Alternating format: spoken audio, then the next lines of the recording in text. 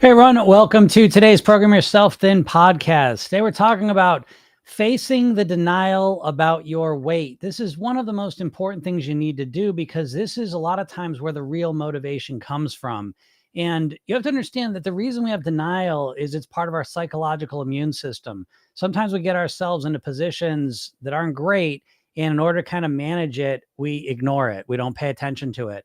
However, on the flip side of that, just like most things in life that are bad that you ignore, it gets worse. And so, one of the most valuable things you can ever do is to face the denial in terms of your weight, to really look at the situation that you're in. And I know it's painful. I understand that. I know it's uncomfortable, and it can feel overwhelming.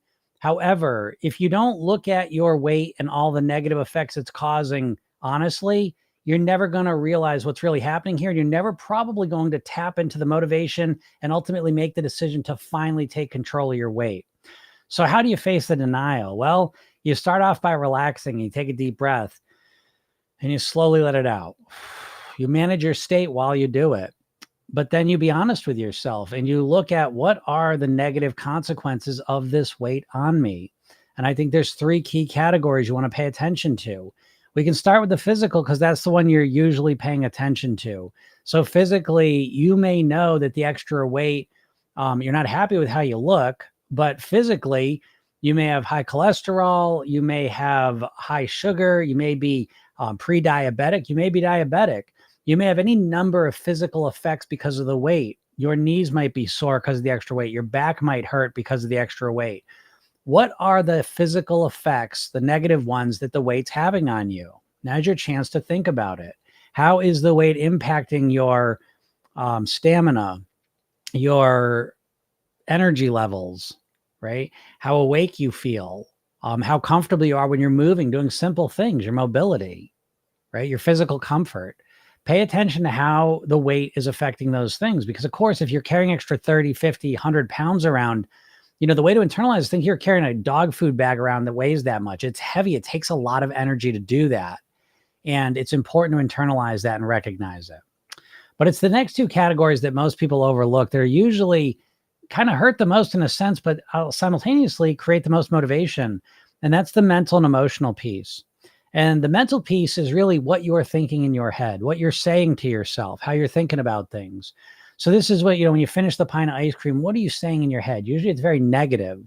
It's a very negative voice making you feel bad about yourself, making you think about yourself as less than, reducing your self-esteem, reducing your self-image that you hold of yourself. So how is the weight and your inability to change it affecting how you think about yourself, who you believe you are? How is it defining you, the weight? How is it impacting what you think day in and day out inside your head? Are you constantly thinking about losing weight and not doing it? How does that impact how you think about yourself? Okay. And then that naturally leads into the emotional piece, which is probably the biggest one of all, because you're probably going to find that it's not exactly the weight that's causing the negative emotions as much as it is the eating that creates the weight that causes the negative emotions. And so it's when you eat a whole pint of ice cream, you eat a bag of cookies, when you eat a whole pizza, when you overeat or eat the wrong things, how do you feel emotionally the second you take that last bite? 6 seconds after you take that last bite, how do you feel emotionally? Do you feel let down, frustrated, disappointed, depressed, angry? What do you feel right after you finish eating? And then what feelings linger throughout the day because of the weight? And so you're probably aware of some of the top level emotions. Oh, I'm unhappy with how I look. But we want to go deeper into that. How do you feel? How are you feeling day in and day out? And again, not just because of the weight, but because of the consistent behavior of eating too much, of eating the wrong foods. It's almost like living in a perpetual food hangover. And we don't think of it that way a lot of times. We're just like, oh, I don't like them overweight. Well, no, it's each and every day you're generating emotion based on your behavior. And if your behavior is consistently overeating or eating the wrong foods that make you overweight, which you're unhappy with, you live in this downward spiral of negative emotion. And I know it's painful to look at this and to feel it even more. I understand that. But this is where you start to really look at the truth of the matter. And then we can put kind of the punctuation point on it. How do you think this weight and this lifestyle and this way of eating is going to impact your longevity? How long you're going to be alive on Earth? What connection do you make? And if you think, well, it's going to take some years off, but they're the worst years. Do you really mean that? Do you really just want to give up those years for this food? Do you really want to do that? And so I know it's painful, and I understand that denial is the easiest way in the world to deal with this because you just ignore it. But the ignoring it doesn't make it go away. And so the more you start to really face the challenges you have in your life and the disappointments situations you put yourself into, the sooner you can correct it and get out of that situation for good, genuinely. And this is what I want for you more than anything in the world, is to master your weight so you can let go of all that pain and begin to live in the true pleasure of having mastery and control over your weight, your health, and your happiness. So I hope this helps you out. If anyone has any questions, feel free to ask them. Kicking off a Monday, a little dark and depressing, I suppose, but sometimes we need to do that. So anyways, hope everyone had a great weekend. What's up, Carrie? How's it going? Mario says, I feel like everyone is all of a sudden trying to sabotage me. That'll happen, Mario. Yes, people will try to sabotage you. What's up, Jonathan? How's it going? It's getting tough. I'm not going to lie, but still going. Good job, Jonathan. Jonathan's cut his calories down tremendously, but he's got a big motivator. But it gets hard. Yeah. It's exciting the first week or two, and then you come back to reality, and it's very difficult to maintain dramatic, cuts in calories and the way we're eating. So yeah, I get it, Jonathan. But again, what you do is you just reinforce, you recommit, you focus on your motivation. I think one of my favorite things in the world is a Zig Ziglar quote. And he goes, people come up to me and say, motivation doesn't last. He goes, well, neither do showers. That's why we recommend it daily, so you have to kind of keep up with things. Let's see. What's up, Instagram? Very Berry. Hello. I am doing well. I'm doing great, actually. A wonderful weekend. Feeling awesome. What's up, Vicky? How's it going? Yep. Julie says knee pain. Yeah. Right. So again, we face these things. It's uncomfortable, but it's important. How's it going, Jasmine? Jasmine says, I feel embarrassed after I eat too much. Exactly. Again, is food pleasurable or not? It depends how we look at it. If we just focus on the eating of the food, you're going to tap in all the pleasure of eating the food. But if you zoom out a little bit and focus on the consequence that always follows unhealthy food and overeating, there's always negative consequences from it. I'm not making that up. I'm not pretending. It's true. So yeah, Jasmine feels embarrassed. And so again, how often do you eat too much? You know what I mean? So it's like, if we start looking, every time I eat too much, I feel embarrassed. I think that's a better thing to focus on because it's an instant consequence and our brain doesn't want to feel embarrassed. And if we put the two things together, it makes it more likely. I don't want to eat that shit because I don't want to feel embarrassed. More Marcy, how's it going? Hi, Jim. I'm on day 10 of PYT. Love it so far. Well, thank you, Marcy. I'm glad you're loving it. Yeah, you're just getting started. So I'm so excited for you. Great job using the program, though. Yeah, you listen to those sessions, right? They start to impact you for sure. So that's awesome. Great job. Yeah. Jasmine says, are you a psychologist? I am not a psychologist. Thank goodness. I have no problem with psychologists, but I am what I love to be. I think I'm so blessed for this. I am a hypnotist. I am a neurolinguistic programming trainer. I am a yoga instructor, and I'm a strategic coach.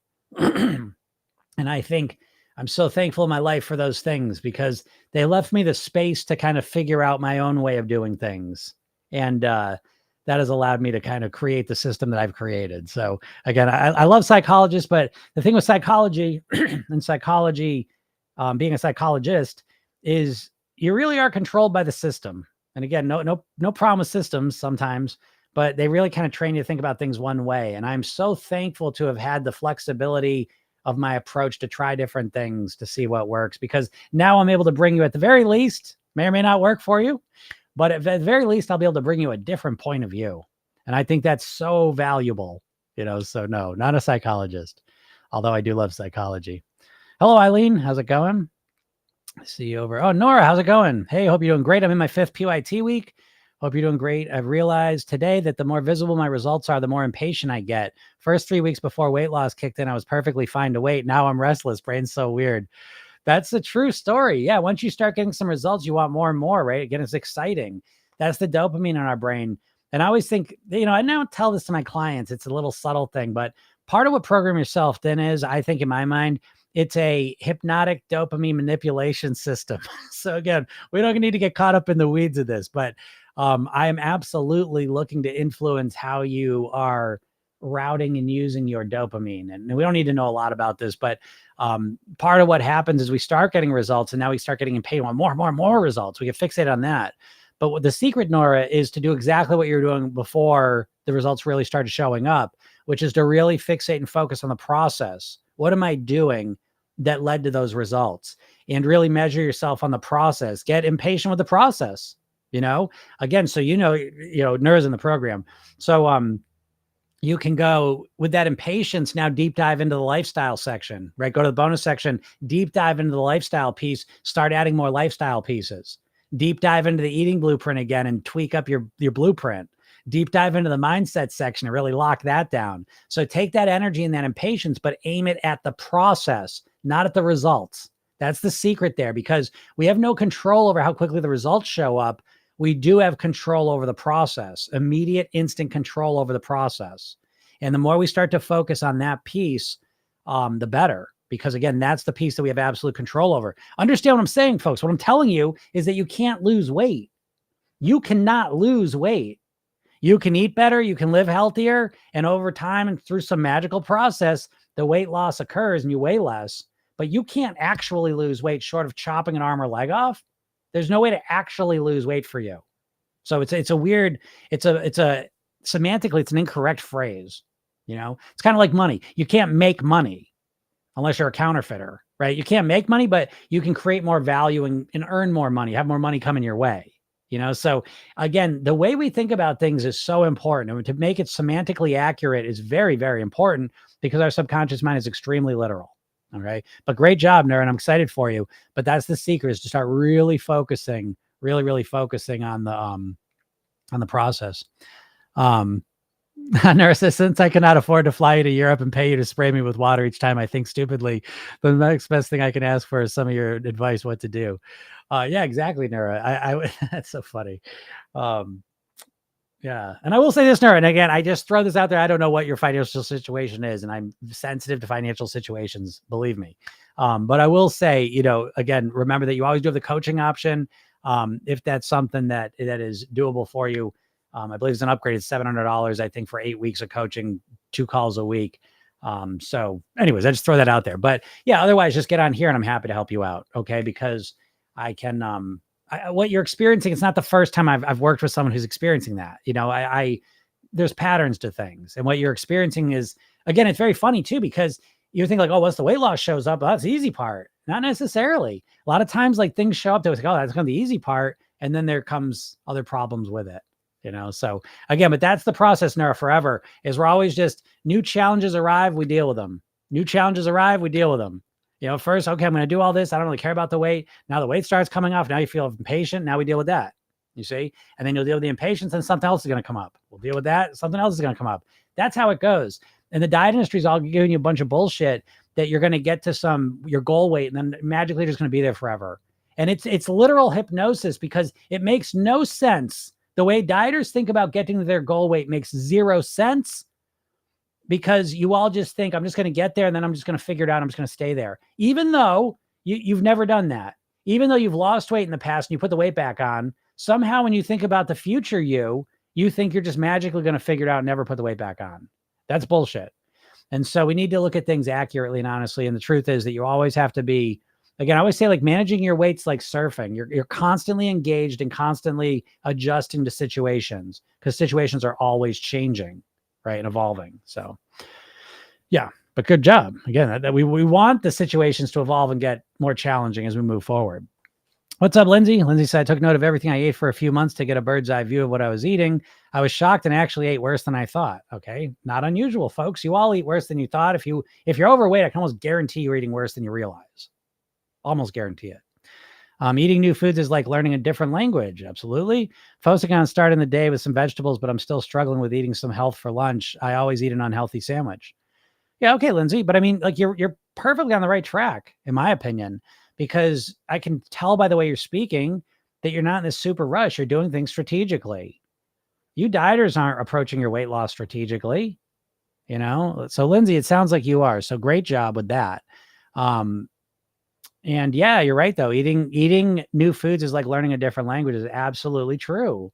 Which brings me back to the core thing you need to understand with your weight is that changing your weight, like knowing what to do is easy. Changing your behavior is more challenging, so it takes a little while. I don't know. I think this all the time. It's like I made a video yesterday. It was like, 8 habits that make weight loss easier. And I get someone who's like, weight loss is never easy. And it's like, you don't fucking know what you're talking about. What, are you a dieter? You don't know shit. Sorry, folks. But yeah, you don't know shit. If you're an overweight dieter, don't tell me about anything about weight. Okay. Take your nutrition knowledge and get the fuck out. Not impressed. Don't take this the wrong way. I'm not trying to be a jerk, but you need to wake the fuck up. If you've been struggling with your weight for 20, 30 years, you don't know shit. What, you just got to get yourself to do it for real? Is that really what you're saying to yourself? It's the dumbest shit ever. So sometimes I just got to be real blunt and honest about it. But I do it, to understand, I do it from a place of love. I want you to master your weight, and dieting's not going to get you there. And you're a dieter because you just believe dumb shit, but yeah, it's funny. I mean, I don't know. Like, I get people arguing me all the time about shit that's pretty, like, I know people thinking completely backwards around stuff. A lot of people that are overweight thinking they're eating perfect, but there's something wrong with their metabolism. I doubt it. You're eating more than you realize. You don't know what you're eating. You don't know what you're fucking eating. You think you're magically overweight? Put my brain in any overweight person's body, we're gonna start losing weight almost instantly. Because I am a master of weight loss, not just because I know what to eat either. I know how to think, I know how to feel, I know how to change my behaviors. I do know what to eat, and I know how to strategically change it. You don't. You got a plan, some fucking perfect plan you're going to follow someday. No, you're not. Jesus Christ. 10, 20, 30, 40 years into trying to lose weight, it's not working, and you're more committed to it than ever. That's the weird part of being a dieter. I call it dieter dementia, Yeah, so there you go, Lindsay. There you go, Lindsay. Lindsay just wrote, I treat my afternoon sandwich as a mental break from work. I look forward to it. It's painful to take it away. Exactly. So you don't take it away. This is the same shit. See, Lindsay listens to me a lot. So Lindsay thinks about things in a more holistic way, a bigger picture way. And so knowing how she should eat and being able to do it are two totally different things. Why are you eating this way? So now she understands the deeper reasons. So she's already steps ahead of a dieter. And so what you do is you don't have to get rid of the whole sandwich, Lindsay. If I were you, I would keep the sandwich and add an apple or a banana. Add something healthy to it. If you eat chips with it, I'd cut the chips down maybe. Hey, thanks, just me. If it's a sandwich, I'd work to make the sandwich a little healthier, a little less mayonnaise, a little less cheese, a little more lettuce in there. You know what I mean? I'd start to tweak the sandwich a bit, make small changes to it. So it starts to introduce, because right now, if you're a dieter, you're an all or nothing thinker. And that all or nothingness thing, it seeps down into everything you think about. So it's like, oh, now I got to make my lunch healthy. Oh, now I have to get rid of my sandwich. I love my sandwich. It's the only thing that gets me through the day. I don't want to give rid of my sandwich. Fuck that healthiness. That's what people do. But if we say, I want to make my lunch healthier, gradients. Doesn't have to be perfect, but I don't want it to be the way it's been. I want it to be better. And that's it. When you think that way, that's how you get into strategies of, maybe I'll have an apple or a banana or some other fruit. Maybe I'll cut down on the chips. Maybe I'll skip the cookies after. Maybe I'll cut down on the mayonnaise. Maybe I'll increase the lettuce and the onions in it and the tomatoes in it. There's a lot of ways to start to make systematic, relatively small improvements to things that build up over time. Right? You're welcome, Lindsay. But yeah, is weight loss easy? I mean, it's not easy. I never said it was easy, but I know dieters think weight loss is the hardest thing on the planet. But it's because you're making it the fucking hardest thing on the planet because you're so impatient. The only thing you accept are drastic ways to change your eating. If you're a dieter, the only weight loss that's worthwhile is fast weight loss. And anything slow, you're just checked out of it. I know that. But hey, some things in life you can't get right away and quick, regardless of what diets have told you.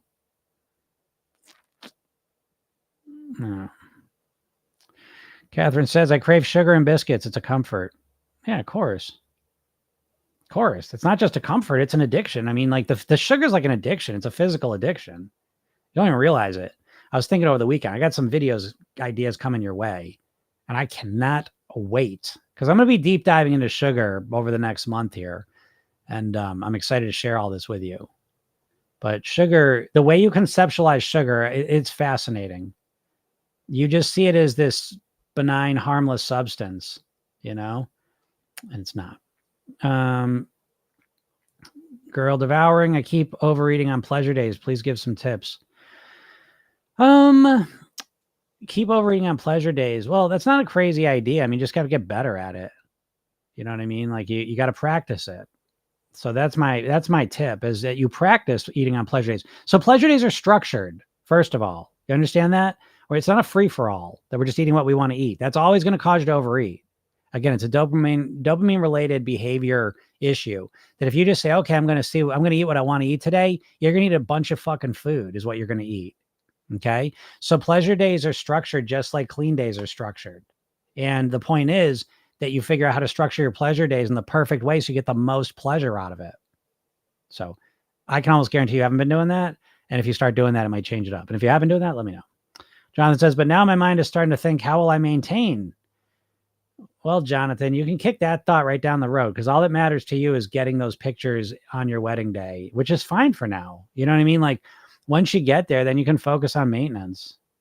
And you don't hear me say that a lot, but again, I meet people where they're at. You know, so I know for you, Jonathan, getting down there and having those pictures looking that way is real exciting for you. So it may be enough motivation. But yeah, the maintenance. Yeah, I mean, you listen to me all the time, so it's hard. That's not going to sneak in. And as I always say, I'm not just talking words to you folks. I'm using all sorts of tactics to get you to think about things a bit differently. Because I am a hypnotist. And I'm not only a hypnotist, I'm one of the highest paid hypnotists on the planet. So, yeah, I know a little bit about hypnosis. And my hypnosis of choice is conversational hypnosis. So, if you're listening to me on these podcasts, I'm not just saying words like a person says words. I'm saying words with a dual intention that I want to impact your subconscious mind so that you begin to think about things differently. Because if you think about things differently, you're going to behave differently. And if you behave differently, you're going to look different and feel different. That's simple. Slick Mick, Slick 777. Wait, unhealthy food is unhealthy? I need some trolls. I'm in a troll mood. If you want to troll, let's go at it, by the way. Tropical Peace. Hi, Jim. What is the antidote to short circuit negative cravings? I'd say it's a multifaceted approach to short circuit negative cravings. And negative cravings being unhealthy, cravings for unhealthy foods, I'm assuming you mean. So the first step is I want to change the way I think of unhealthy food. That's helpful. Right. So, I mean, again, as a dieter, you're not trying to think about the food differently. You're not changing your mindset at all. You dieters are more hardened in your mindset than anyone. And so you think everything the same way, but now you're just going to magically act different. Okay, whatever. I don't get it. But for me, I want you to change your mindset. I want you to think about processed food differently. Okay. Because again, I say this every day, but it's like if you're a non-smoker, it's not because you're fighting against cravings all day. It's because the way you think about cigarettes, you don't have cravings for cigarettes. Right. You think they're gross. You think they're disgusting. You think all sorts of negative stuff about cigarettes. And so there's no desire, there's no compulsion to want to smoke. The same thing can happen with food. I know you think you're so in love with this food. It's so great. It's like the most delicious thing in the world. That's one side of it. Hey, so are drugs. I've never done cocaine, but people seem to love it. Heroin? I don't know. People get addicted because it feels so good. So again, everything's good and bad. And it's how we look at it. And it's the same thing with food. Does it feel good to shovel a bunch of food down our throat? Absolutely. In the moment. Does it feel good afterwards? Nope. Feels terrible. Does it feel good when you start putting the weight on? Nope. That feels like shit. So they're both true. The question is, how do we think about it?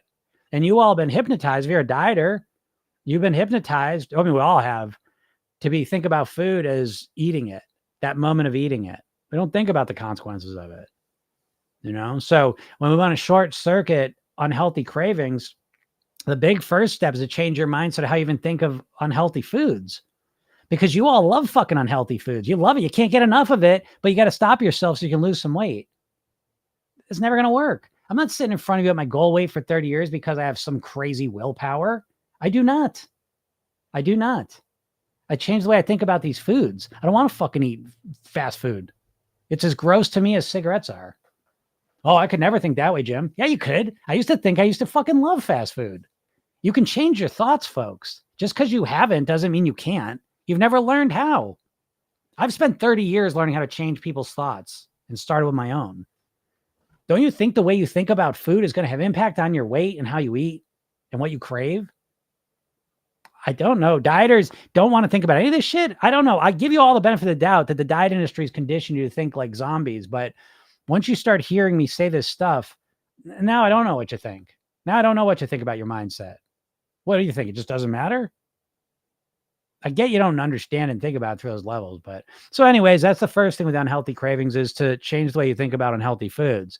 That's the biggest and most important. In my opinion, the next biggest thing is to start nourishing yourself. Nourish yourself, live a healthier lifestyle so you can fucking think clearly and you feel right. Because I'll tell you the fastest way to generate, right? So you're asking me how to stop unhealthy cravings, but let's talk about how to actually create lots of unhealthy cravings for a second, right? Because we never look at it this way. Everyone's got them and knows, I don't know. What's wrong with me? All you do is crave all this unhealthy food. I understand. Something's weird with me. I got so much cravings. I don't understand why.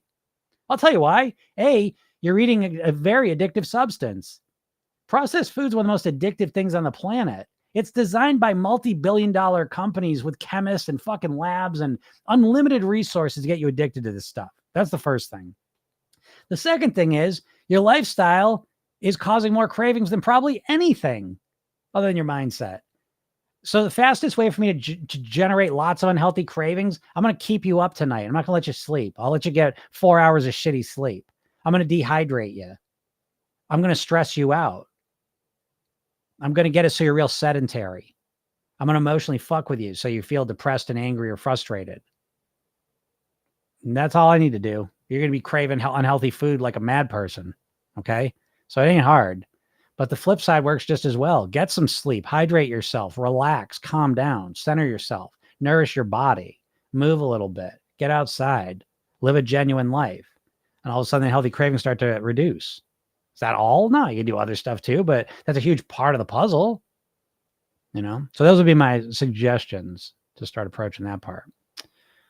Cindy says, tip for craving for sweets after dinner. Well, I eat sweets after dinner, but I have one sweet. Usually I have found for me that high quality chocolate, I can have like a square or two of it and I feel I'm fine. So I don't think you have to get rid of the sweet after dinner. I think you can optimize it as an alternative. If you want to get rid of it completely, knock yourself out.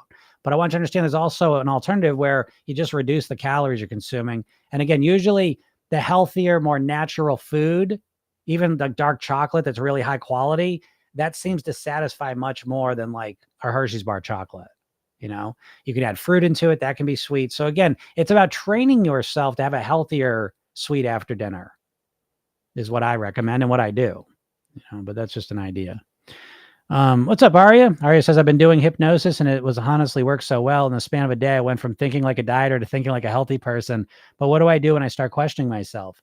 Okay, well, I'm glad you asked that. And I want to make it crystal clear. I want to draw a quick line real quick because I want very clear. I'm not here to just sell my program.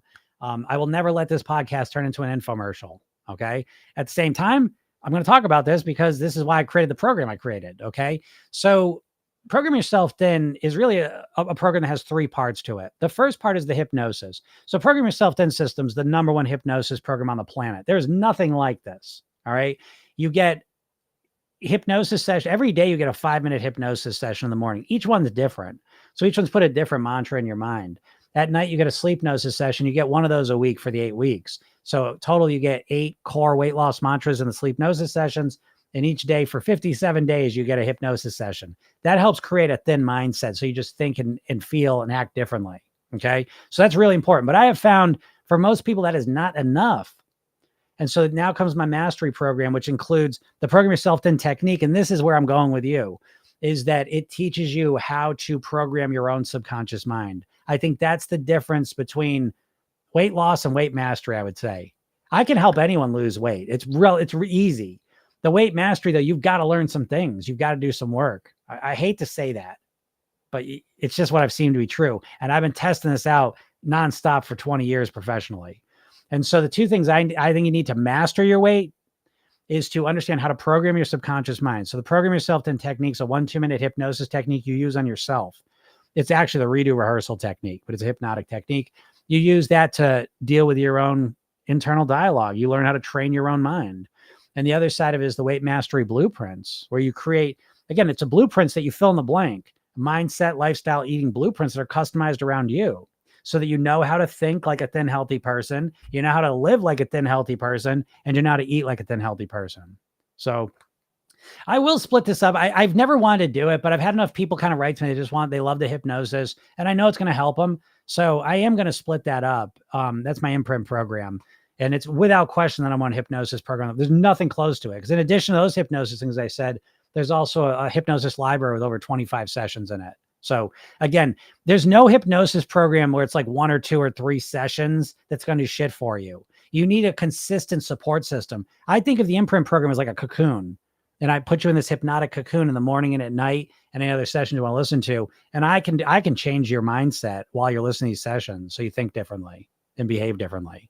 But I think ultimately, again, what I've seen over and over is that you've got to take some responsibility and learn how to run your own mind, because you'll keep saying shit. There's certain things you say to yourself that are screwing you up, and you need to be able to identify what those things are and change them.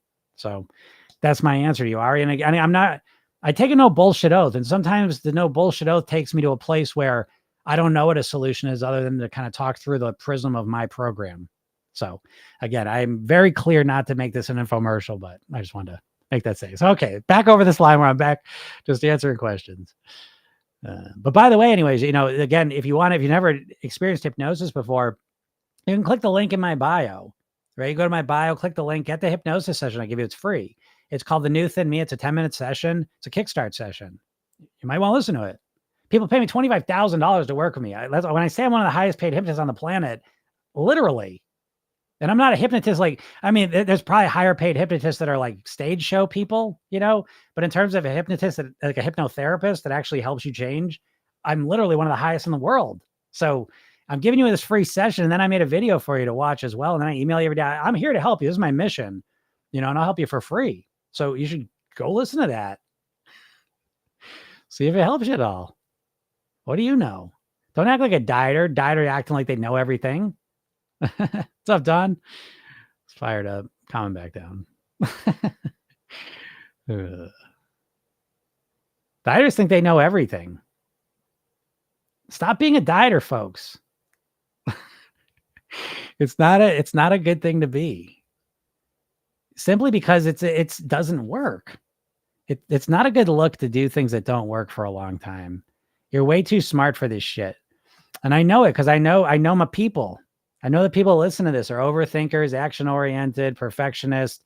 You do things, you focus, you're action-oriented, you're successful in all areas of your life. You're struggling with this one, And so all that stubbornness and all that shit works in other areas of your life. It doesn't work with the weight.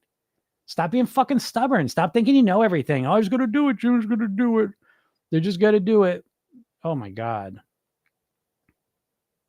Just got to do it. You think you couldn't do it in your 30s, but now you're going to do it in your 60s? Why? Well, now I'm really motivated. What, to wear a bathing suit to the beach? Now you're really motivated to do that? I don't know. It's just, I'm not trying to sound like a jerk, but sometimes when you know things and people don't respond to it, it's frustrating.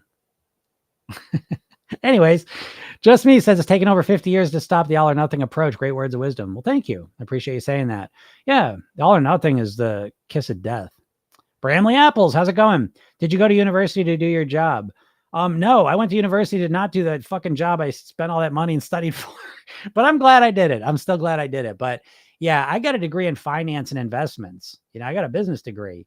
And it's a funny story. I mean, even as I went into business school, literally right at that time, I got bit by this bug, personal development and my weight and yoga. And I just went to a totally different path. But I finished out my 2 years in school and I got my job for a little while. But the whole time I was just obsessed with all of this. And so I went and got certified and then I started this path. So ironically, the thing I went to university for, I didn't really use. I can't say. I mean, I run my own business, so there's that, but I don't really use that knowledge. I had to kind of relearn marketing and running an entrepreneurial business and then all the coaching stuff. So yeah. Just Me says, really, isn't that cool about your podcast approach? Oh, thank you. Ruby says, how should I help my mother lose weight? What do I tell her? She wants to lose, just doesn't commit. I mean, I'll tell you what you tell her. You don't tell her anything. You just focus on you, Ruby. And that goes for all of you. I don't know what you would all know that I don't know, but I have been unable to convince other people. I mean, if someone pays me some money and wants to work with me, then I can help them. But people just in my casual life, even people I'm close to, I can't. You can't make someone do something. And I think the more you try, the less benefit and result you're going to get personally. So that's my suggestion. And I know I don't like it, but I don't, and by the way, though, if you end up saying something to her that helps her, please let me know. I'm always on the prowl for someone teaching me how do you get other people to do something if they don't want to do it. I have no idea. I have a hard enough time getting myself to do. I got my hands full with just me, So, anyways, I think the idea of trying to get other people to change is a losing battle, but that's a battle we all get to decide if we're going to wage or not. What's up, Julie? How's it going? It's like magic, not really craving processed crap after doing daily hypnosis. Yeah, it is like magic. I know. That's why I am going to make it available to you all. Again, I'm going to send that out. I got it going, but I got cool stuff. I've been kind of like coasting a little bit during summer for a couple of reasons, but I got so much cool stuff coming your way. I'm so excited about it because I do know that a lot of people want to use my stuff, but just can't for whatever reason, pay the $300, but I got other options coming. I'm super excited for you because it is like magic, And so I kind of softened up a bit with that too, that yes, I want you to invest and master your weight, but I also understand some people that don't have the time or the energy to want to do that. And so why hold back the hypnosis piece? Because the hypnosis is phenomenal. And I'll have a deal on that for you all. That's the most reasonable thing I could think of. So yeah, healthy habits. So Rachel's excited to see the options. Yeah, the options are great. I'm so excited about them. I'm so excited. I love I don't know, everything's kind of coming together. It takes a while for things to happen, but the whole Program Yourself Thin suite of offerings is coming together, and it's so amazing because there's also free stuff. I got free stuff that's more organized, better, and going to be helpful too. So my mission is to help as many people as possible with their goal weight. And I think coming in probably September is when it'll kind of come to fruition. A lot of the others, the lower end stuff, price wise. And so I'm so excited because I know we all are going to love it. And yeah, can't wait. Cannot wait. What chocolate do you buy? That's a good question. What chocolate do I get? I don't even know the name of it, but if you go to like a food co-op, if you go to your supermarket, like the natural food section, it's the chocolate that's there. So I don't even know what it's called. I'm feeling like one of them is called, because I get different kinds, but one might be like endangered species. I feel like is one, but when you see it, it's like natural cocoa. It's dark chocolate is what I get. And I couldn't even explain it to you. So I want to make that clear. Cause again, you might, I don't know, after dinner, I usually eat a whole Hershey's bar, or I eat 5 peanut butter cups, or you might eat a lot. And it's so weird to me that I can do the same thing. I could easily polish out 4 peanut butter cups like it wasn't even there. But the couple squares of dark chocolate, my brain says that's not enough. But when I do it, it's satisfying on a level. I don't understand it. It's the nutrient concept of satiety that even though that I understand it, I don't understand it. But I'm getting off track here. But yeah, Julie says I eat junk food late at night, need a substitute. Yeah, the nighttime snacking is a challenge for most people. I find that's kind of like the number one habit that across the board that people struggle with. And I think that yeah, eating junk food late at night is so damaging. And I used to do it, so I'm not judging, but it's so damaging because now it's going to negatively impact your sleep. And now you don't sleep well. Now you're tired. You wake up, and now you're even more likely to overeat and make bad food choices. So it's a real, the eating shit before bed is one of the worst habits because it has such a big effect on you, in a multitude of ways.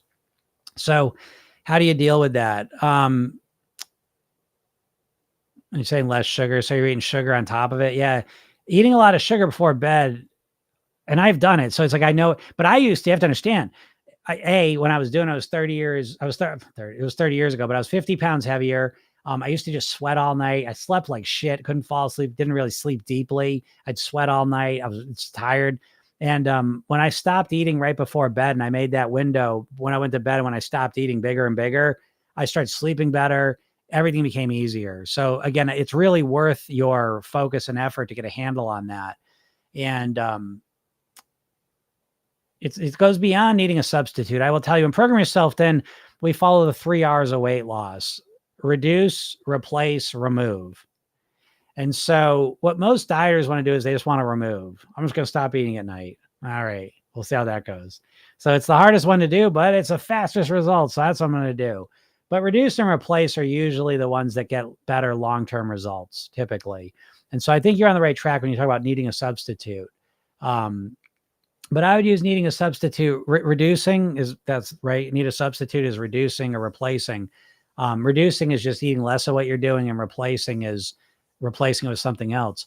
But sometimes replacing something full force is a little weird too. So, again, I would use reduce, replace together, where I'd be like, oh, I'll eat what I normally eat, but I'll eat half of it and I'll fill up the other half with a banana or some natural thing, So there's a lot of ways to go about it. I wish I could give you a more satisfying answer, but it really depends on the specifics of the situation, when you're doing it, what your pattern is, what emotions are triggering it, what the habit is, how long you've had it for, what your alternatives are. And so I don't say that to overwhelm you, but in Program Yourself, then we take a much more strategic approach at things. So it's like if you have late night eating issue, I couldn't just sit here and tell you something magical to fix it. We need to first, one of the phrases we have in the program is awareness precedes change. So the first thing I want to do is I want to understand what's leading to this late night binging. Is it because I'm really hungry? Is it because I'm emotional? Is it because it's just a habit I've developed? Is it a little bit all three of those? And then I want to deep dive into it and really understand it, because the more I understand it, the more strategic I can be in finding a solution for it. And so that's what I'm looking for. I'm not looking to just change it for a little while so I can lose some weight. I'm looking to reprogram my evening behaviors so that I no longer eat at night, if that's what the goal is. Okay, whatever the goal may be. That's what I'm looking to do forever. Because my goal is not for you to lose weight. My goal is for you to get to your goal weight and then live the rest of your life on near autopilot there. And I say those words very, very specifically. I want you to live at your goal weight for the rest of your life on near autopilot. Let those words sink in for a little bit. And then reflect on the fact that you, who've been trying to lose weight for 10, 20, 30, 40 years, have never fucking once thought of your weight in that way. You've never once thought the goal is to get to my goal weight and then stay there for the rest of my life on near autopilot. You've never once thought that. Think about how depressing that is. That's why I tell you, as a dieter, you're fucking so lost in the sauce, you've no clue. Because you think you're not. You think you're this far away from cracking the code, but you can't see my arms, but they're spread really far. You're really far away because your thinking is completely wrong. I don't know what to tell you. So again, the first step in realizing that is go watch the video I made for it. It's free. And go to my bio, click the link, get the hypnosis, and watch that video, because I kind of go through the whole thing start to finish. At least give you a different paradigm of how to approach this. So you're welcome, Julie. Yeah, I'm glad it makes sense. Okay. What's up, Ronnie? How can I tell when I have overeaten? How should someone feel after they're done with a meal, realizing that I've never found a set normal for my eating? Yeah, that's a weird spot, because your brain and body wants you to eat everything in sight.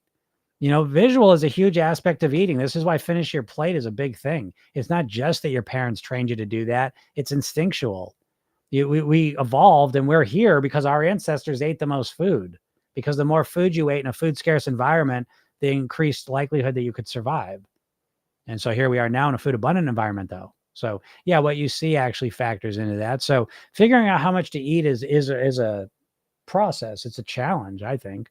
How do you figure it out? Well, me personally, knowing what I know now, I think it's mostly about structuring my eating. And so the first thing you got to do to structure your eating is you got to stabilize it. So you're eating somewhat consistently. Now, again, understand that consistently is not no variety. You can have as much variety as you want, but we want to make it consistent so that you have a variety of breakfasts, as many as you need, but they're all in the same ballpark of satiety and calorie ranges, okay, and easiness of preparation. And so once you have, again, I only need one breakfast, but that's one of my superpowers. You might need 4 breakfasts to get through the week. Okay, fine. What are 4 breakfasts that are in the ballpark calorie wise, satiety wise, that get you to the next meal comfortably? And once you have those, great. Now you got 4 different options. You make those and there you go. And you eat what you eat. And then you do the same thing with lunch and dinner and whatever other meals that you typically eat. And then you look at where your weight ends up. And say, oh, okay, I'm still overweight. I don't like this. Okay, well, let's look at the eating. And now let's strategically reduce some more calories somewhere. What would be the easiest place to reduce some calories here? Then we cut some more calories out. We'll see what happens to your weight now. I don't know. I feel like I'm from fucking Pluto saying this stuff. And I get dietitians and nutritionists arguing with me about this shit. And it's like, I say, hey, go see your way out. I'm not interested in what you say, because nutrition and dietitians don't help anyone lose weight. Unless you're in the hospital, you have to listen to them. So again, it gets back to the point. I love nutrition and diets. I think what they do, they know way more about setting up a diet and nutrition than I do. But what they don't know anything about is how to get a person to actually follow it. So if you think the only thing missing from your diet plan is the right plan for you, well, go see a nutritionist then. Go have them customize a plan to you and then watch yourself not follow it and then come back here. And that's the problem with the dietitian nutrition. I don't give a shit. Tell me the perfect plan. That ain't even the problem. Problem is you ain't going to follow it. I have no idea why. I do. What's up, Quan? Why am I still hungry after dinner? Do I just go to bed on a hungry tummy? No, you eat differently. You're hungry after dinner probably because you're eating a bunch of bullshit. You all are hungry. Listen, you want to know why you're hungry? The vast majority of you, it's because you're not giving your body the nourishment it needs. You're not nourishing yourself. You know how like you in your brain, it makes complete and total sense in your brain that when I haven't got enough calories in my body, I haven't eaten calories, I'm going to be hungry, right? That makes perfect sense to you. Okay. But what happens, and I know you never think this, what happens if you don't get the nutrients you need? What do you think what kind of signal you think your body sends you if you're not getting the micronutrients and the nutrients your body needs? What do you think the signal you're going to get? A hunger signal. Calories are not the thing that satisfy your hunger, folks. If that was true, haven't you ever wondered this? Haven't you ever wondered how the fuck did I just eat 2,000 calories? Now I'm hungry again. Haven't you ever wondered that? I certainly have. Used to call it the endless hunger. I said, Jim, Jesus Christ, you're just always hungry, always hungry. But now I understand why. The food companies have literally taken the satiety out of the food. The satiety is the satisfaction. So they've taken the satiety out of the food. Now they're selling it back to you in the weight loss medicine. That's what the weight loss medicine is. It's the satiety. It's the GLP-1 hormone that natural foods cause your body to naturally produce. They take that out of the food. Primarily took it out because they took the fiber out of the food. There's no fiber in your processed foods. That's probably the number one ingredient. More important than protein, by the way. I don't say more. But if just as important, once you get your protein levels, the next thing you should be focused on is fiber. That's why you're fucking always hungry. This is how the weight loss medicines work, is they increase your GLP-1 hormone artificially. But if you eat whole natural foods and lots of fiber, your body starts creating more of it anyways. But whatever. I don't know. I guess a lot of people love being little fucking slaves to these companies. Not me. I was eating Ben & Jerry's this weekend for the first time in forever. My kid was sick and he wanted some cookie dough ice cream, and I got some of that. And I was eating it. And I usually, if I get it, I get the little one server, And here I am. I was eating this. And it's like, fuck this. Fuck this. I'm eating it. And I'm like, I just want to keep eating it. It's like, it reminded me of years ago, a beach I go to, they had this thing and it was like a Play-Doh type of thing, but it was like a little beach scene and you got a little shovel with it. But it was kind of like slime. My kids love the slime, but it was like a slime sort of. But it was like a beach scene, and you took a shovel. They gave you a little shovel, and you just digged out little cool things were in it, little trinkets, right? And it was fun to dig. Oh, look, I got this. Oh, I got this. Or I used to get one too. It was like a big, it was like a ball, and you got a little chisel thing, and you chisel away on a little dinosaur was in it. Pull them out. And I'm eating this ice cream, this cookie dough ice cream, because I know every time I even eat this shit, like a Ben & Jerry's thing, I know, they make Ben & Jerry's now, by the way. Because I know you're thinking, like in your mind, you imagine like two old hippies up in a cabin in Vermont, just getting high and experimenting with different ice cream flavors. Oh man, let's put some brownies in it. Hey, let's try a peanut butter cookie. Oh, this is good, right? That's like how you think about it, right? Nah, you know how they're making ice cream now? You want to know how they're making Ben & Jerry's ice cream now? Okay, I'll tell you. They get people to come in to sit in an MRI machine or fMRI machine. An fMRI machine, the real loud thing, right? They put you in there and scan your brain in real time while they drip different ice cream solutions on different parts of your tongue to see which ones light up the pleasure centers of your brain the most. And that becomes the new flavor. So yeah, you know what you're up against here? Because most people don't. So when I'm eating this shit, I'm always, and now I'm like, oh man, this is like a fucking treasure hunt. Like a little treasure hunt. Not only is it good, but it's all a little cookie dough ball. Right? So you get the fireworks going off all over the place in all different ways. Fuck that. I'm not getting that stuff again. But it's so good. So good. You know, a heroin addict, you a cocaine addict, you just make decisions, you go shopping sprees every day because you just live your life on what feels good in the moment. Is that how you live your life? I know it's not. But when it comes to food, we're conditioned to live our lives like that, you know? But anyways, so I think about that. So yeah, I need to give up drinking. Remember this, you never need to do anything. Literally. You never need to do anything. You either want to do something or you don't. And I think that's a very clarifying concept. Because I mean, I'm sure my dad was literally one of them. My dad knew they wanted to give him open heart surgery. He was scared of it, didn't want to do it. So he knew. Now it was 1984, so I'll come some slack. But they redid this study like 10 years ago where they went and they studied men over 60 who had open heart surgery, and they checked to see how many of them changed up their lifestyle afterwards. Guess how many? This is life or death. This is close to life or death. This is close to I need to change my lifestyle as you would need to get, right? This is the definition of the word need. Guess how many changed their lifestyle? 20%. So there's no God damn it. There is no need. There's only want, you know? So I want to give up drinking. Why? Because I'll feel better. I look better. I feel,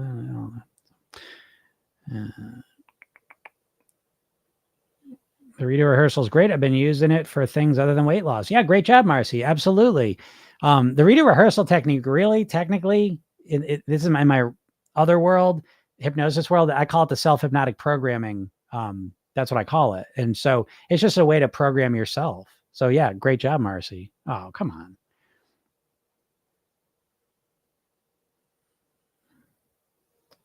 Oh, see, yep. Live visibility restricted. Oh, because I was talking about doing heroin and cocaine. Fair enough. That's fair, TikTok. I can't talk about doing heroin, cocaine. I don't mean it. Just let me clear. That's okay. I'm almost out of here anyways. Julie says, oh my God, the best part of these live sessions is your brutal honesty and your sense of humor. Well, thank you. I try to make it a little funny to because again, when it comes to weight loss, people get so stressed out, you know, and that stress leads you to more overeating. So being relaxed and calm, I think, is so crucial. Anija says, incorporate working out also. Hey, if you want to. I don't love working out. I haven't worked out in 30 years in a consistent way, and I weigh exactly what I want. So you can absolutely work out. I'm not saying don't work out because exercise has lots of benefits, but you don't have to work out to lose weight, folks. You just need to eat different.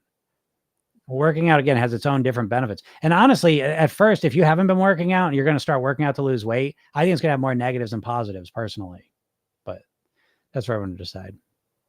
What's up, Jody? Totally loving the hypnosis sessions. Didn't realize how much I missed them. It starts my day. I know that. And what Jody's referring to is one of the things I was referring to a little while ago, that the imprint program, and that's what I'm calling it will be its own separate thing.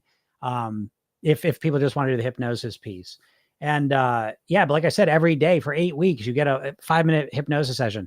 And a lot of people that use it, it's like you quickly start loving it because you start your day relaxed and calm. How do you start your day, folks? How do you start your day? Do you start your day relaxed and calm? Do you? And so once you start your day relaxed and calm, that already sets you up for success. But then I'm putting great stuff in your head on top of it. So yeah, I'm super glad to hear it, Jody. So that what Jody's referring to, because Jody's in my Thrive program, so she's kind of getting first. I'm doing kind of a test run of it all, because there's the 8 weeks of the 5-minute audios, but now I'm making a full year and forever of daily audios that come in, because it's nice to have, like, it sets you up, you know, for success. So I will have those offered. That will be an offering for people as well. And I can't wait. For you all to get it, because you're going to love it. Just Me says, you're a delight. Well, thank you. Carrie says, I'm in diet rehab. I love that. Being in diet rehab is a good place to be. What's up, Kathy? Just like bad habits doesn't make it any easier because you're dealing with stuff, only makes it worse. Yeah, no more excuses. There you go. Bramley says, do you ever feel like you've eaten too much? Oh, absolutely. I will say the last year, I feel like I've hit another level of things, and I'm still I feel a little, I kind of hedge my bet with that a little bit, but I would say up until like last year, 6 months maybe. But I feel like I consistently got my eating has been like really more and more on point to the point. Look, I still, I make, I won't say unhealthy choice, but I choose not the best thing regularly. You know, that happens on a regular basis. Probably not as much as all you, but for me, you know, it does happen consistently. There's not like a week where I'm clean. That doesn't happen. But I find that I rarely do way overeat anymore. But it was 30 years of overeating. It was very common for me. And I've just gone through different phases that have helped me kind of get a handle on it. So yes, I absolutely feel like I've eaten too much. I mean, every week there's somewhere along the way that I eat too much, but it gets less and less and less and less. I've noticed too.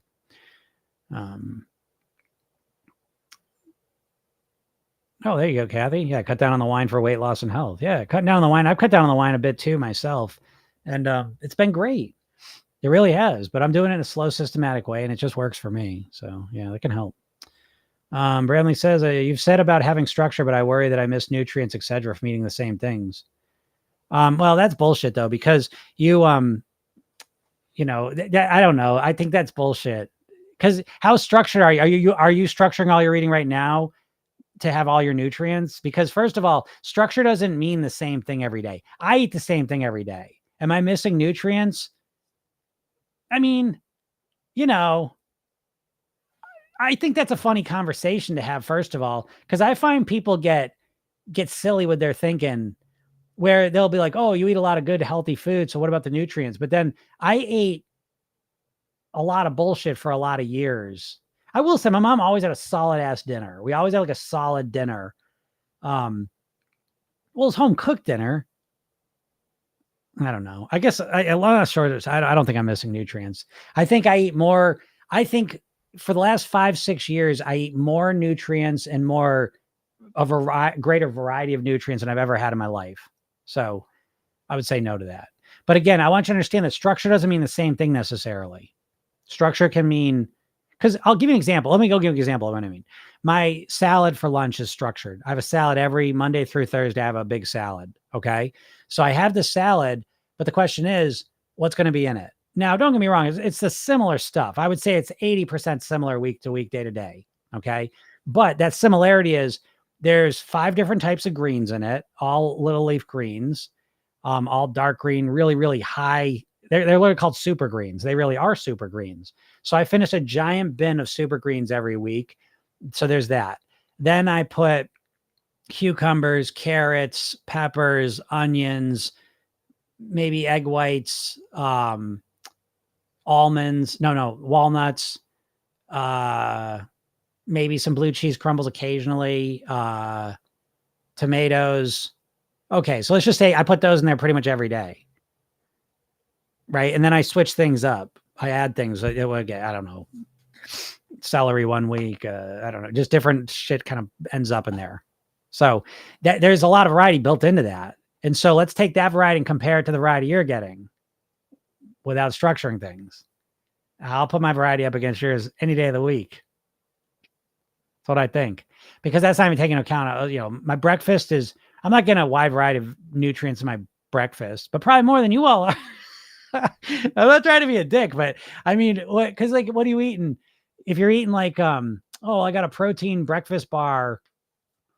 I ate a protein breakfast bar. It says it's got 10 different nutrients in it. Does it? You know what I mean? So I don't know. Like, I just find that's an interesting conversation I'm always having to have, but I don't know. Am I missing something? Who knows? Claudia says, hey, Jim, yesterday during the day, I weighed less than the other days. And in the evening, I made sure to eat more because I got scared. I wasn't disappointed, just really sad that I'm not ready to let go to my goal weight. Well, great job, Claudia. I guess that's not unusual, folks. I don't think Claudia's weird. Don't you dare judge her, because there's all sorts of weird shit as we move towards our goal weight. There's all sorts of weird stuff. Listen, folks, you weigh what you want to weigh. First of all, you weigh exactly what you want to weigh. Not happy with your weight? Well, I'd love to explore why you weigh that. Most people prefer a known hell to an unknown heaven. And I think the idea of living at your goal weight it seems so weird and so unnatural. You have no idea what that would be like, and it's weird to you. So subconsciously you're avoiding it and you're sticking with what you know. But yeah, I get it, Claudia. So it's dealing with that though, Yeah. Claudia says, let me mention I've already lost 9 pounds. Yeah, it's not unusual. I don't know. Like, that's what I'm saying. You may lose 5 pounds, and you all have your patterns, so you might start a diet, lose 5 pounds, and all of a sudden your motivation disappears. Or you might eat perfect for a month and nothing happens on the scale. There's all sorts of patterns that show up, and we look at that pattern and we deal with it and move forward. Julie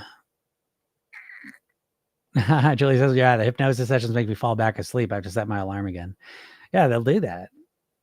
That would, I say, if you're a good hypnotist, you can put people to sleep real easy. That's probably my number one skill. That's what I really banked on in the early years when I wasn't, the greatest hypnotist. I could always relax people. And at least I knew I was doing that for him. Ed Hanukkah says, any tips for weight loss when you have major hormonal issues due to PCOD or PCOS? But either way, yeah, I mean, the tips for weight loss are the same for everyone, but maybe a little bit more of a focus on the lifestyle piece. It still comes down to your calories, the calories you're consuming. And the calories you're consuming are primarily dictated by your lifestyle and the way your metabolism's working. I think the lifestyle intervention is the key part here, meaning you're not just cutting calories, but you're also living a healthier lifestyle, sleeping better, hydrating properly, relaxing more, breathing, nourishing yourself, moving, meditating, ideally, being more grateful. And all those things impact you biochemically too. So that's my suggestion to you, is that you don't just cut calories and just look at the calorie line of it, but look at the bigger lifestyle piece of it. Energy in space. How's it going? Can't wait to speak with you. You'll have access tomorrow to that coaching call too, by the way. Thanks, Jim. I just remembered to put away part of the pint of blueberries instead of finishing. No, they don't. I spoke to many.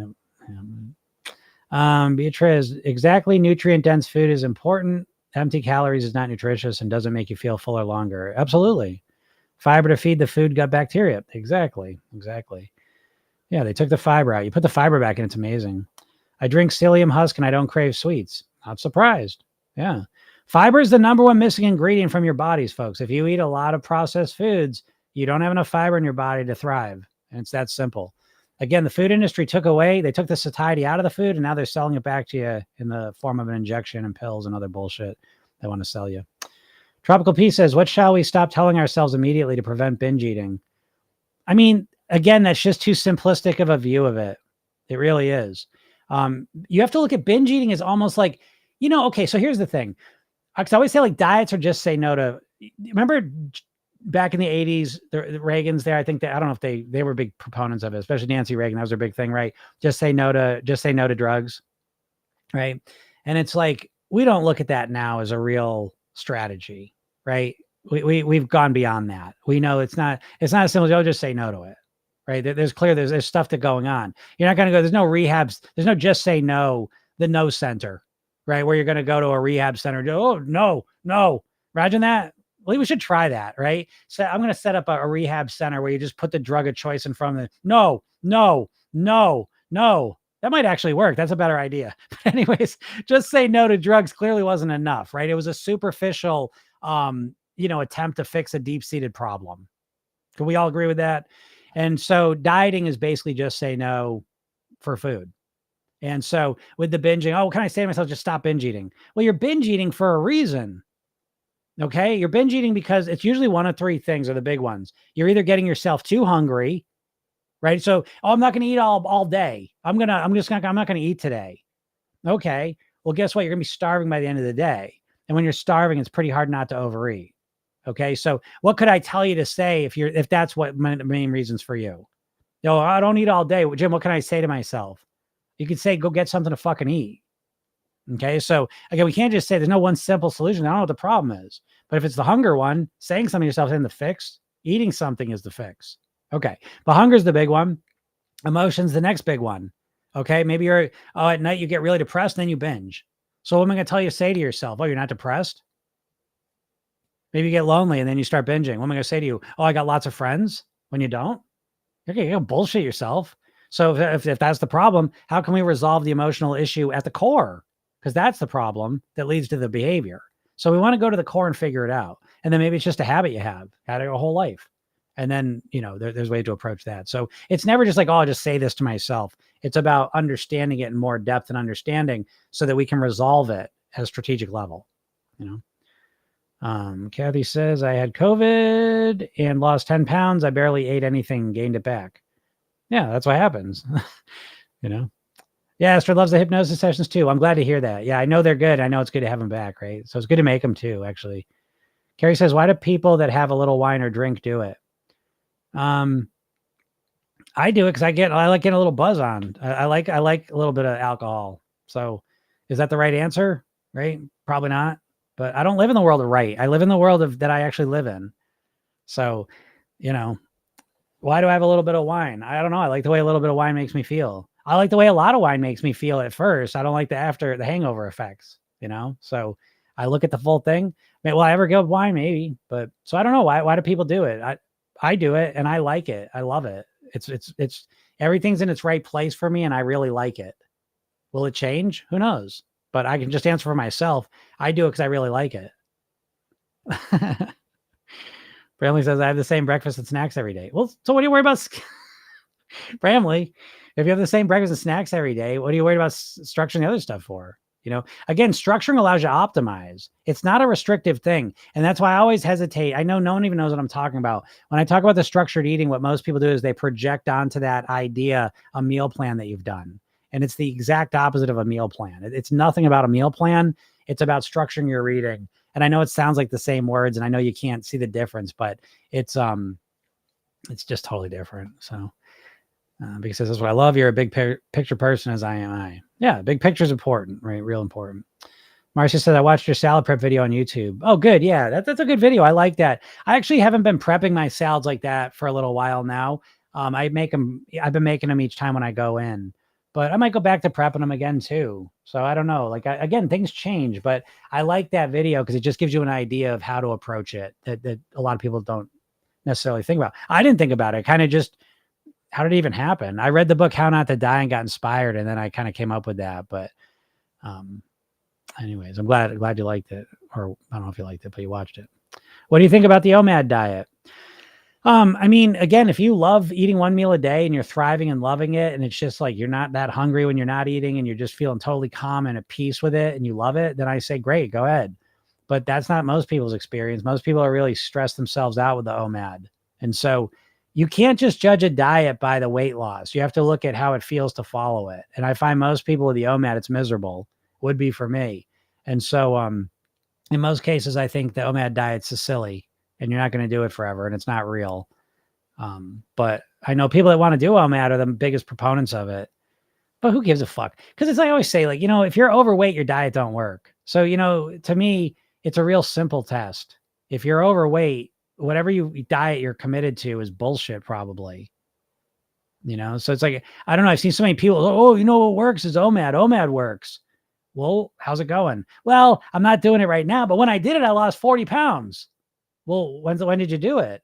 Last year. Okay. Well, when did you stop doing it? I don't know. It's been about 7 months. Well, why are you saying it works? What the fuck? What do you get? The worst definition of works on the planet? How can that be the definition of works? That I lost 40 pounds and put the 40 pounds back on? Huh? That doesn't sound like it works to me. So I don't know. Dieters love just looking at, how much weight am I going to lose? That's the only thing you look at. But me, I look at how does it feel to follow it, which is why I now have a way of eating and living and being that allows me to live my goal weight that I absolutely love. I love how I eat. I love how I live. I want to do it forever. And so I expect I'll be at this weight forever. As opposed to dieters who absolutely hate what they're doing, but they're going to force themselves to do it forever. No, you're not. So I don't think very highly of the OMAD diet. I think it's just one more shenanigan to try and cut calories down that, you got to do this. You got to do one meal a day. So our ancestors did one meal a day. I don't know. Dieters are always like so fighting. They're always trying to like fight to prove that this is the only way you can do it. It's the only way that works. There's no only way. Every diet is one tactic to reduce calories. And you can use a multitude of philosophies and tactics to cut calories down. But I would suggest you build it around who you are. So if you love eating one meal a day, great. Then it works for you. If you hate it, don't have to do it. But dieters, oh, I hate it, but I got to do it. That's where you're wrong. And that's where you're going to screw yourself up. Kathy says, my husband never overeats, very disciplined. Yeah. Kay says, I can't keep myself from eating.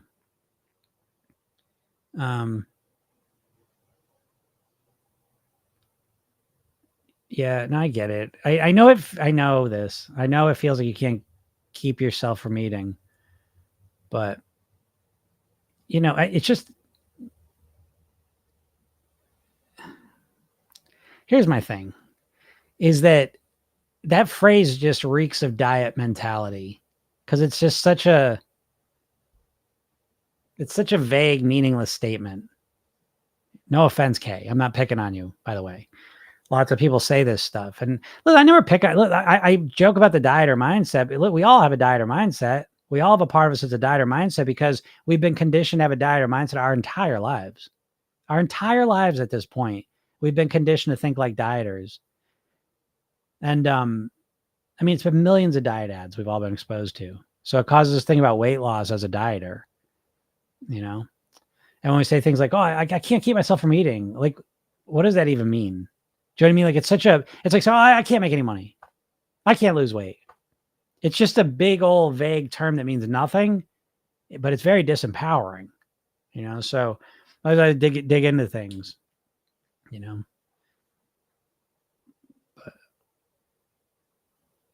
But, there we go. How can I change it? I want to, but I don't know how to. Now you're getting better, right? Now that's a better statement, but we can go deeper into it. Of course you can't keep yourself from eating. Now, I'm joking, but we're going to start at a base level that's accurate. We can't say a bunch of bullshit and then make sense of it.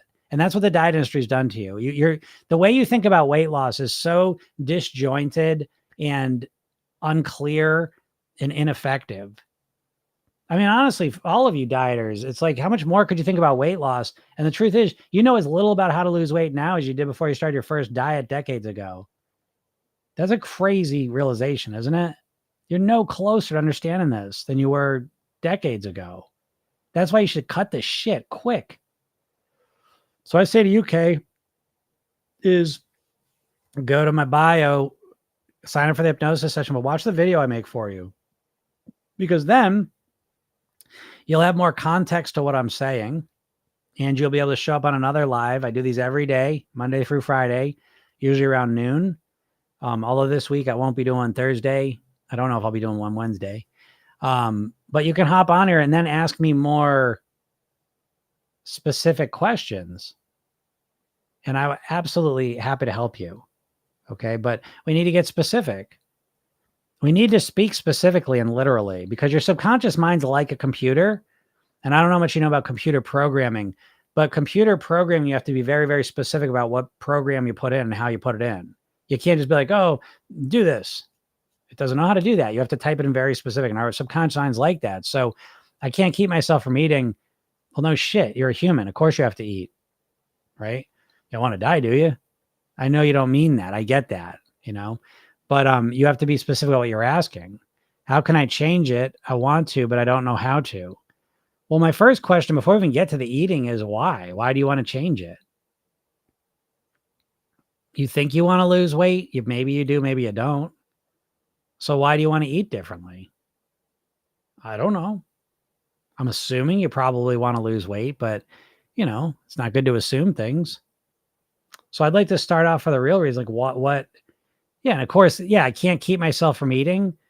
What if someone kidnapped the person who you're closest to in your life, right? Imagine the person you love the most in your life was kidnapped. And the kidnapper said, listen, Kay, if you don't lose weight this month, you're never going to see this person again. And I'm going to put all your favorite foods around your house. I already got them delivered. They're all there. If you don't lose weight this month, you're never going to see this person again. You can't stop eating? Or would you stop eating immediately so you could lose weight, guaranteed to get them back? So again, there's all kinds of problems with that phrase. And I know no one likes having semantical nitpicker come visit them, but it's true. So you absolutely can change your eating if you were motivated and wanted to. In that situation, you absolutely would. Okay. Oh, okay. Here we go. See? So now Kay says, okay, I understand. I want to drop 30 kilograms of fat because I am overweight. And my obstacle is probably you're going to write that I'm eating too much food. Absolutely. Okay. So now we're getting better. Okay. Because we have to understand what we're doing here. Because your body just wants you to eat, eat, eat, eat, eat, eat, eat, eat, eat.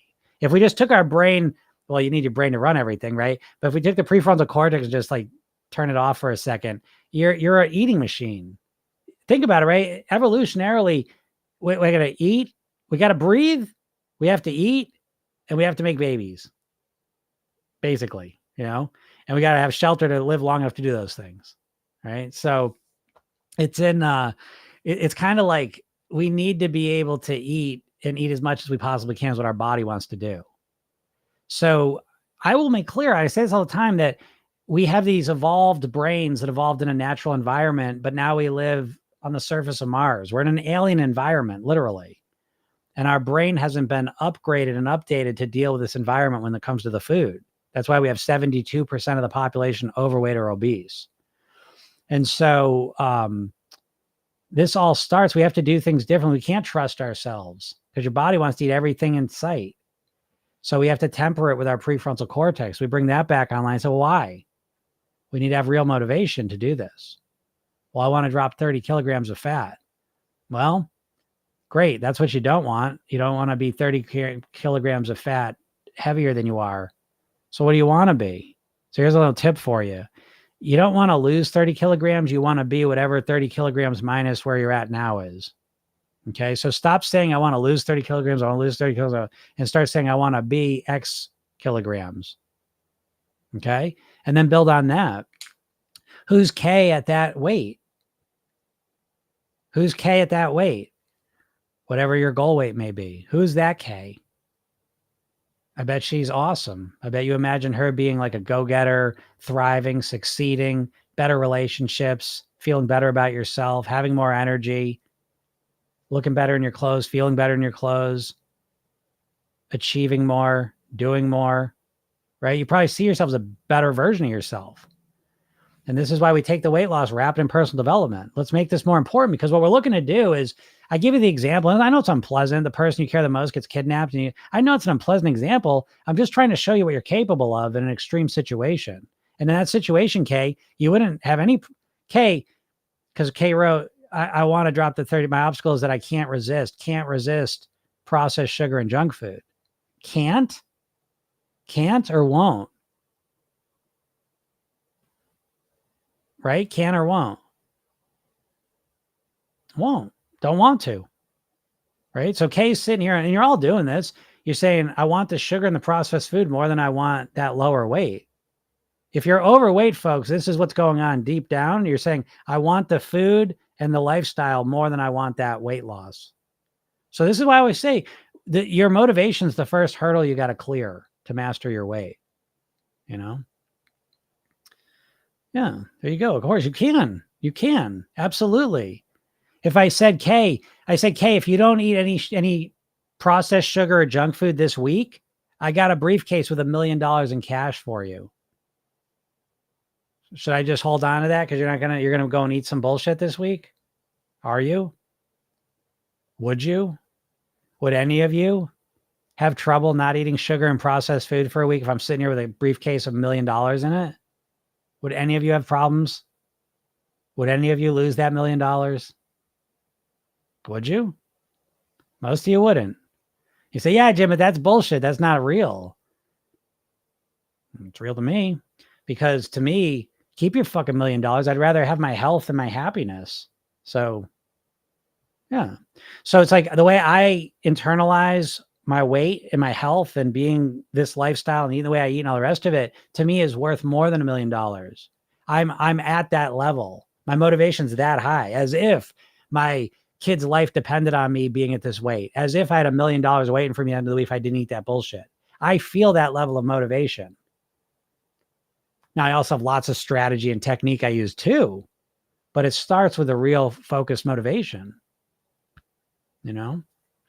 So yeah, it's all how we internalize it. But so now we start to change the conversation. I'd like to drop 30 pounds so I could live at X amount of weight because of why. And this is where you'll find, Kay, that you have it's like, because I want to look better. This is all of you, by the way.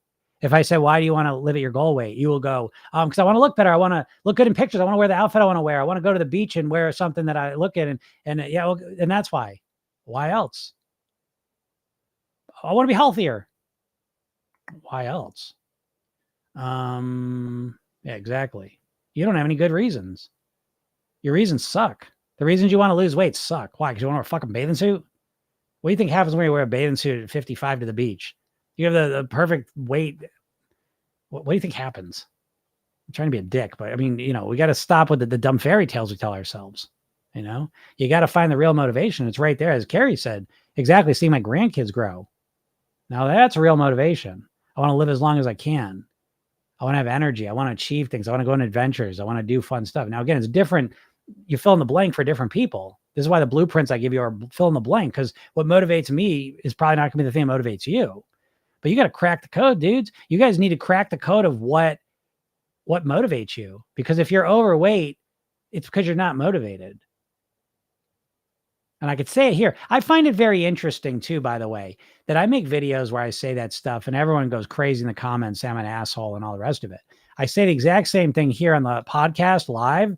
No one ever says anything. Because you can tell you can believe whatever the fuck you want, but it's because the primary reason you are overweight is because you don't really give a shit. You wish you'd lose weight, but you don't really want to. I know this because every day I see how many people are on these calls. I usually get about 100 people at a time because there's the TikTok people, there's Instagram, there's YouTube. And I say, how many people sign up for the free session? 7, 8. So you don't even have enough motivation to go sign up for a free hypnosis session and watch a 20-minute video. I don't think you really give a shit. And I think most dieters, the vast majority of dieters, are deluding themselves and don't really want to lose weight. But then they use the word can't. Oh, no matter what I do, I can't lose weight. Really? Because I've never seen that. I've been doing this professionally for 20 years. I've done almost 6,000 private weight loss sessions. I've never seen anyone who's changed up their eating and their lifestyle who hasn't lost weight. It may be slower than they want, which it usually is.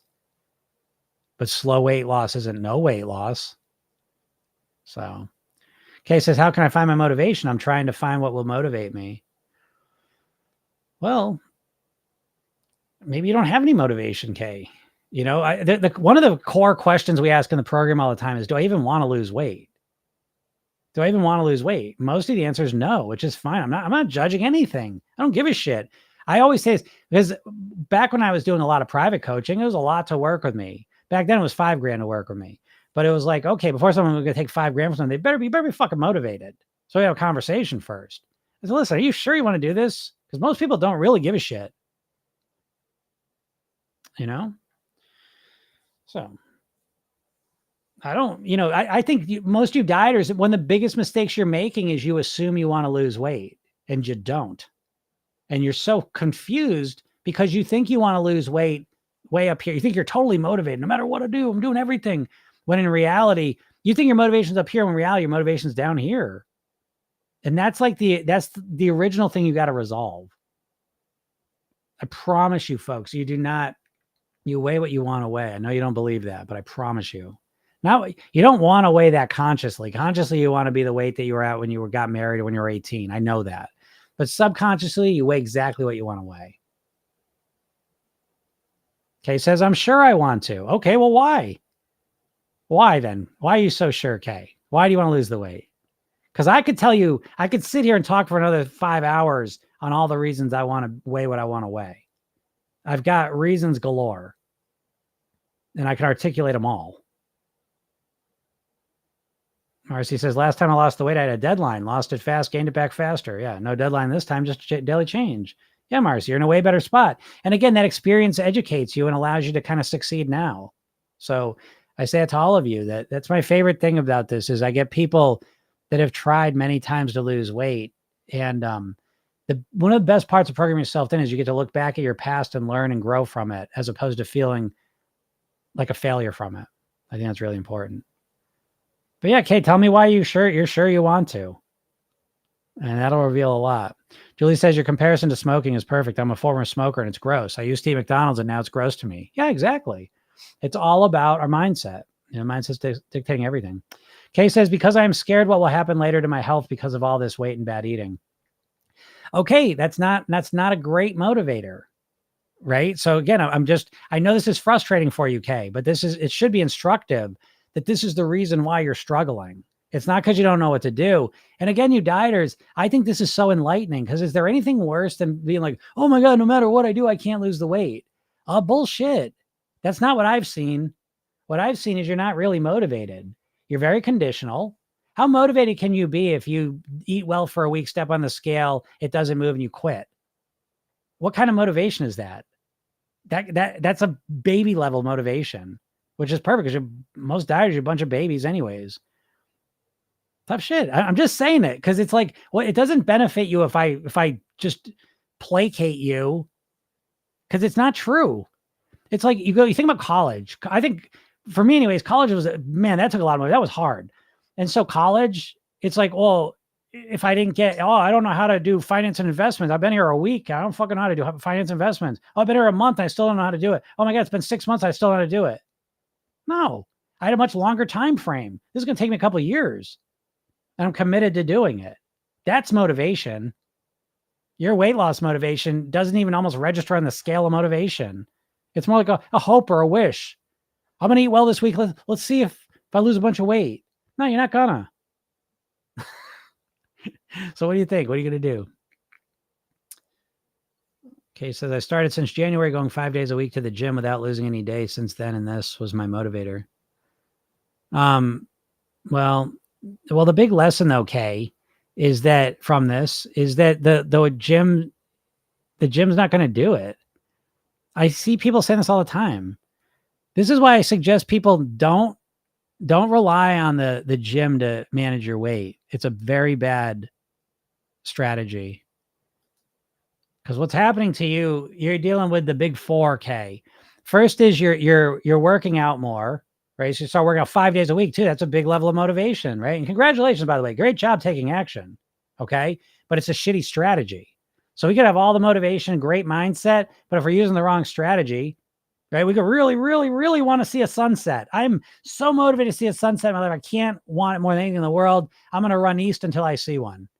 Well, I love the vibe, love the mindset, but there's one problem. Your strategy is completely ass backwards. So that's kind of UK.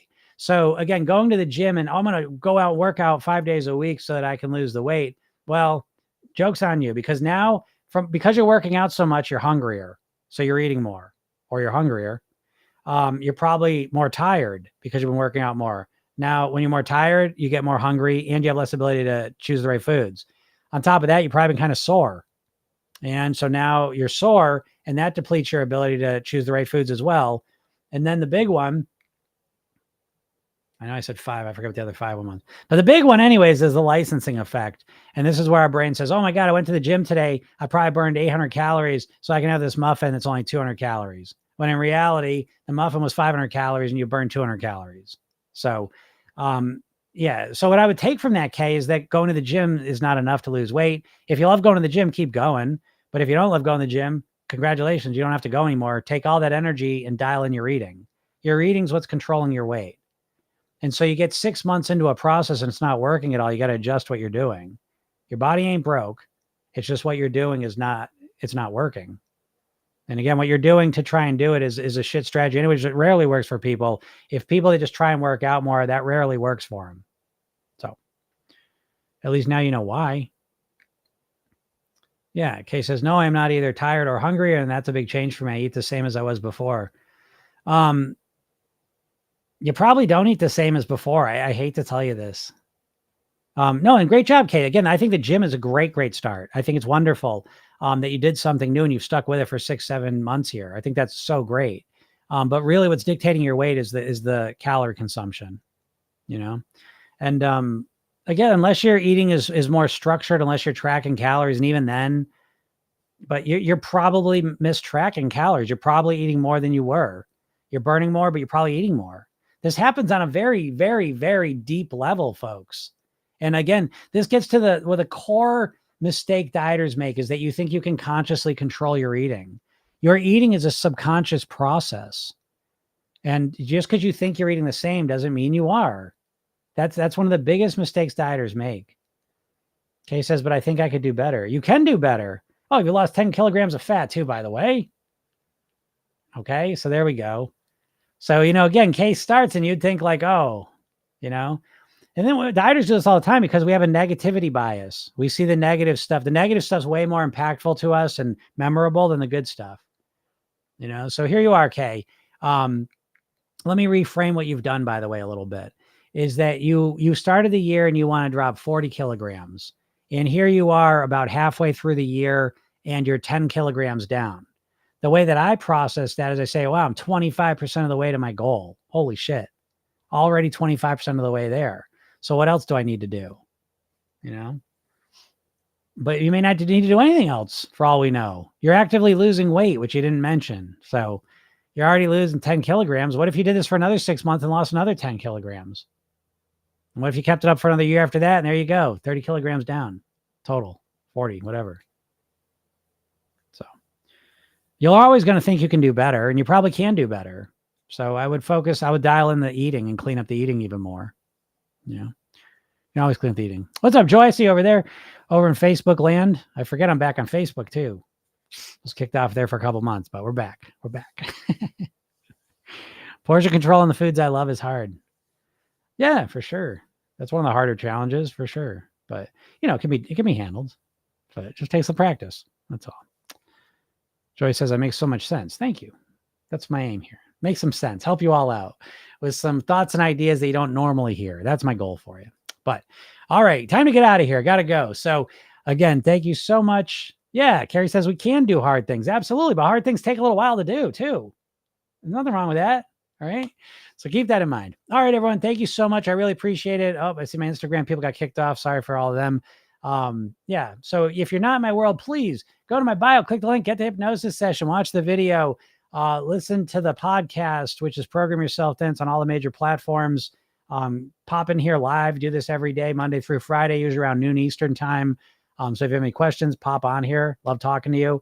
Okay, you're doing great. You're doing better than you let on at the beginning. So you're already in a better spot than when I was talking in the beginning. So you are motivated. Okay, so cut that shit out I was talking about. Okay, because you skipped the whole part. You can't start like, oh, I can't stop eating. You make it sound like you can't lose any weight. You're 10 kilograms down. Stop doing that to yourself. Celebrate your wins. Okay, talk like a strong, powerful person that you are, who's made all the changes you've made so far, and you're still figuring things out, making more changes ahead of you. But don't talk like someone who hasn't started the plan already. Don't do that. Dieters always do that. Don't do that, Kay. Speak powerfully. Okay. Look at everything you've done so far. Is there other things you need to tweak and change? Of course. Okay. But talk in a way that really builds up and validates all the changes and difficult things you've done so far. Because that sends a message to your subconscious mind. Holy shit, look what I've done so far, and I'm going to do more. That's a much better message to send yourself than to start the thing up and say, I can't stop eating. If you can't stop eating, you would have lost 10 kilograms, And again, this highlights everything I talk about, though, by the way. This is just one more crystal clear example of we, in our mind, we create our own reality. So here's Kay, 10 kilograms down, okay?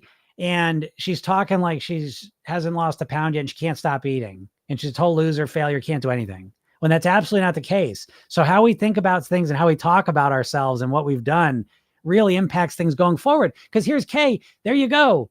You know what I mean? You're on success's path, but you're talking like you haven't even started and you're still in Failureville. That's not true though. Okay. Start talking more, talk about what you're doing more accurately and honestly, and feel better about yourself. You've done some really great stuff here. All right. So nice job. Yeah, you're doing the damn thing. Exactly. Yeah. And you didn't gain it so fast. We get impatient. I get that. Okay. But again, you're doing great things, Kay. So keep doing what you're doing. Yeah. Claudia's proud of myself for losing 9 pounds. Again, celebrate your success. It feels awesome. And the thing, and what you get better at is celebrating the thing that leads to the success. Do you know what I mean? So for Kay, it's going to the gym 5 days a week. That's a huge accomplishment. What an amazing thing to do. So, and you've done it and you've kept it up. That's the amazing thing. So build on that. You know what I mean? Again, Claudia, I'm not sure exactly what you've done to drop the 9 pounds, but talk about what you've done to do the 9 pounds. Celebrate that. Celebrate the 9 pounds. Put your head in a space of this is fucking awesome. This feels really good. I'm going in the right direction. Feels good. A year from now, it's going to feel even better. 5 years from now, it's going to feel even better than that. I want to be a thin, healthy person who lives this way. This is how I want to live. This is what I want to do. Yeah. So Claudia changed her cooking. So again, we celebrate all this stuff. You know what I mean? The whole way. We don't do the dumb dieter shit where we just beat ourselves up, whip, whip, whip, whip, whip until we get to the goal weight. That's bullshit. Okay. So celebrate your wins and great job doing that. All right, everyone. So thank you so much for listening and we'll talk soon. Bye.